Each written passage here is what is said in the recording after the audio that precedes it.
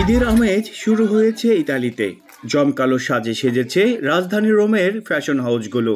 বাহারি ডিজাইনের শাড়ি, সালোয়ার কামিজ ও পাঞ্জাবি কিনতে দোকানে ভিড় করছেন ক্রেতারা।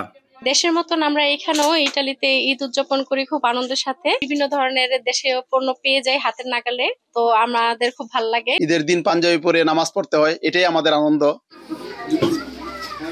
যদিও অন্যান্য বছরের তুলনায় এবার বেচা বিক্রি কিছুটা কম, তবে শেষ মুহূর্তে পুষিয়ে নিতে পারবেন বলে আশা করছেন পোশাক ব্যবসায়ীরা।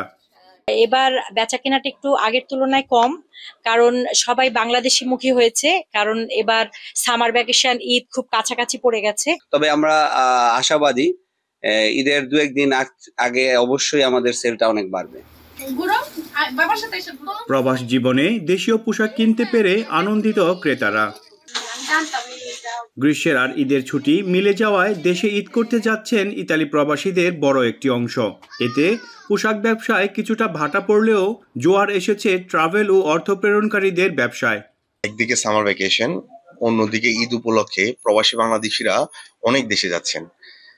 তারা বিমান বাংলাদেশ এয়ারলাইন্সকেই বেছে নিয়েছেন, তাতে আমাদের ব্যবসা অনেক ভালো হয়েছে। ঈদের এই মৌসুমে গত বছরের চেয়ে এবছর প্রায় 10-12% রেমিটেন্স বেশি পাঠিয়েছে ইতালি থেকে। আশা করি এ ধারা অব্যাহত থাকবে।